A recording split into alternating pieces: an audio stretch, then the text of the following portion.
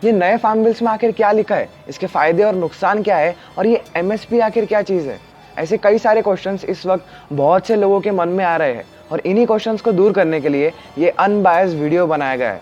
तो इस वीडियो को एंड तक देखिए और किसी का ओपिनियन न सुनकर आप खुद डिसाइड कीजिए कि फार्म बिल्स किसानों के लिए सही है या फिर नहीं। तो चलिए पहले इन फार्म बिल्स को और उनके बेनिफिट्स और ड्रॉबैक्स को समझते हैं।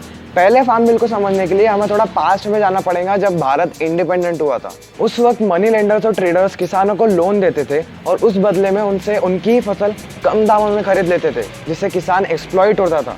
इसलिए 1960s में गवर्नमेंट ने एपीएमसीज लाई, मतलब एग्रीकल्चर प्रोड्यूस मार्केटिंग कमेटी, जहां पर किसान अपना प्रोड्यूस ट्रेडर्स को बेच सकते हैं और इससे किसानों को अपने क्रॉप के लिए अलग ट्रेडर से अलग प्राइस मिलेगा, मतलब उन्हें एक चॉइस मिलेगा। 1991 तक एपीएमसी सही ढंग से काम कर रही थी, लेकिन उसके बाद प्रॉब्लम्स क्रिएट होना शुरू हो गए।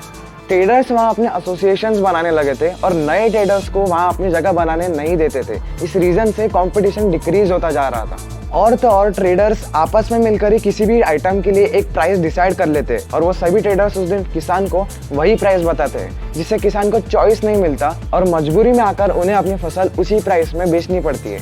इसलिए गवर्नमेंट ने फार्म बिल्स लाए, जिसके पहले बिल के अकॉर्डिंग किसान एपीएमसी मार्केट्स के अलावा बाहर कहीं पर भी किसी को भी अपना प्रोड्यूस बेच सकते हैं। मतलब कश्मीर का किसान ट्रेडर्स के थ्रू नहीं बल्कि खुद गुजरात आकर अपने एप्पल्स बेच सकता है और उसका प्रॉफिट कमा सकता है। और स्टेट गवर्नमेंट्स एपीएमसीज के बाहर होने वाले ट्रेड पर किसी भी तरह का टैक्स या फिर सेस नहीं लगा सकती। ये फार्मर्स को एपीएमसीज के बाहर कहीं पर भी अपना प्रोड्यूस बेचने का एक चॉइस देता है। मतलब एपीएमसीज काम करना कंटिन्यू करती रहेगी, बस उसी के साथ और एक सिस्टम काम साथ में करेगा। ये किसान के सामने से मिडिलमैन को हटा देगा, मतलब किसान खुद अपना प्रोड्यूस बेचकर बहुत ज़्यादा प्रॉफिट कमा सकता है। इसके अगर ड्रॉबैक की बात करें तो स्टेट गवर्नमेंट्स को जो एपीएमसी में होने वाले ट्रेड से टैक्स या फिर सेस मिलता था, वो अब बाहर होने वाले ट्रेड से नहीं मिलेगा। तो चलिए बिल नंबर 2 पर बढ़ते हैं, जो बेसिकली कॉन्ट्रैक्ट फार्मिंग के बारे में बात करता है। किसान और बायर के बीच में प्रोडक्शन से पहले एक एग्रीमेंट होगा और दोनों पार्टीज मिलकर अपने आइटम का प्राइस डिसाइड करेगी और उस प्राइस डिटर्मिनेशन का प्रोसेस कॉन्ट्रैक्ट में होना जरूरी है। और ये प्राइस अगर एक बार डिसाइड हो गया तो बाद में चेंज नहीं होगा। जैसे प्याज का प्राइस अगर किसान ने 20 रुपए डिसाइड किया और बेचने के टाइम पर उसका प्राइस 10 रुपए हो गया, लेकिन इसके बाद भी ट्रेडर को वो अपने प्याज को 20 रुपए में ही बेचेंगे। और बायर और किसान के बीच अगर कोई भी डिस्प्यूट हो जाता है तो इसके लिए एक कॉन्सिलिएशन बोर्ड बिठाया जाएगा जो 30 दिन में इसका फैसला करेगा। और अगर 30 दिन में बात नहीं बनती है तो ये केस डिस्ट्रिक्ट मजिस्ट्रेट के पास जाएगा। बेनिफिट्स की अगर बात करें तो इससे किसान को एक फिक्स प्राइस मिलेगा, मतलब प्राइस एक बार अगर डिसाइड हो गया तो बाद में चेंज नहीं होगा। इस बिल के कारण प्राइवेट इन्वेस्टमेंट्स एग्रीकल्चर में इंक्रीज हो जाएंगे, जिससे एग्रीकल्चरल इंडस्ट्री का ग्रोथ होना शुरू हो जाएगा।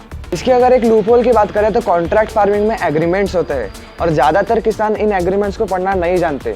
तो सरकार को पहले इन किसानों को कॉन्ट्रैक्ट फार्मिंग के बारे में एजुकेट करना जरूरी है और उसके बाद ही ये बिल सक्सेसफुल हो सकता है। प्राइवेट कंपनीज डायरेक्टली बड़े फार्मर्स से अपना डील करेंगी, ना कि छोटे फार्मर्स के पास जाकर अपना टाइम वेस्ट करेगी। तो छोटे फार्मर्स को तो इन कॉन्ट्रैक्ट फार्मिंग से कोई फायदा ही नहीं होगा।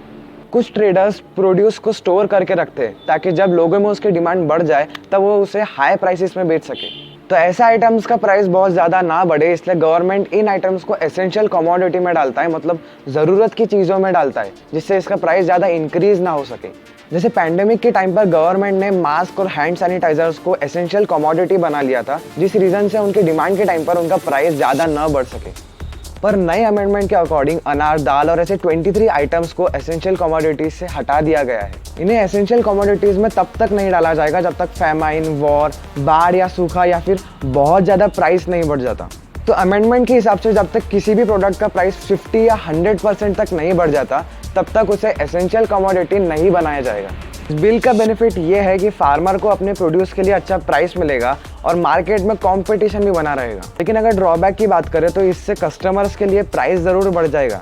जैसे अगर कोई फार्मर प्राइवेट कंपनीज को अपना प्रोड्यूस बेचता है तो अब वो उसे हाई प्राइसेस में ही बेचेगा और प्राइवेट कंपनीज अपने प्राइस को प्रॉफिट कमाने के लिए बहुत ज़्यादा नहीं पर थोड़ा तो बढ़ाएगी। मतलब आज के कंपैरिजन में प्राइस फ्यूचर में ज़रूर बढ़ेगा। पर किसान एमएसपी को लेकर अपना प्रोटेस्ट कर रहे हैं, लेकिन ये एमएसपी आखिर क्या चीज़ है? एमएसपी मतलब मिनिमम सपोर्ट प्राइस। किसान को अपने प्रोड्यूस के लिए एक मिनिमम प्राइस मिलता है, मतलब कम से कम उन्हें अपने प्रोड्यूस के लिए इतना प्राइस तो मिल ही जाएगा। एमएसपी सेंट्रल गवर्नमेंट साल में 2 बार डिसाइड करती है, लेकिन फार्मर के प्रोटेस्ट में उनका डिमांड ये है कि एमएसपी का मेंशन लॉ में एक बार भी क्यों नहीं किया गया है। पर देखा जाए तो एमएसपी का जिक्र आज तक कभी भी लॉ में नहीं किया गया था, फिर भी ये सिस्टम चल ही रहा है। पर ये तो थी फार्म बिल्स और एमएसपी की बात। पर इस वक्त देश में फार्म बिल्स को लेकर बहुत बड़ी कंट्रोवर्सी चल रही है। बहुत लोग तो बहुत सारी अफवाहें बना रहे हैं और कितने लोग तो अपने पॉलिटिकल इंटरेस्ट के हिसाब से फार्म बिल्स को लेकर अपना ओपिनियन पेश कर रहे हैं। कुछ लोग जिन्हें इन बिल्स के बारे में कुछ भी नहीं पता, वो भी अपना ओपिनियन रख रहे हैं। इसलिए इस अनबायस्ड वीडियो को ज़्यादा से ज़्यादा लोगों के साथ शेयर कीजिए, क्योंकि ये वीडियो फार्म बिल्स को सही या गलत नहीं ठहराता, बल्कि आपको इस बात को खुद डिसाइड करने देता है। ये चैनल इसी तरह के एक्सप्लेन सिनेरियोज देने वाले वीडियोस बनाता है। तो अगर आपको इस तरह के वीडियोस पसंद आते हैं तो चैनल को सब्सक्राइब कीजिए और बेल आइकन को प्रेस कीजिए।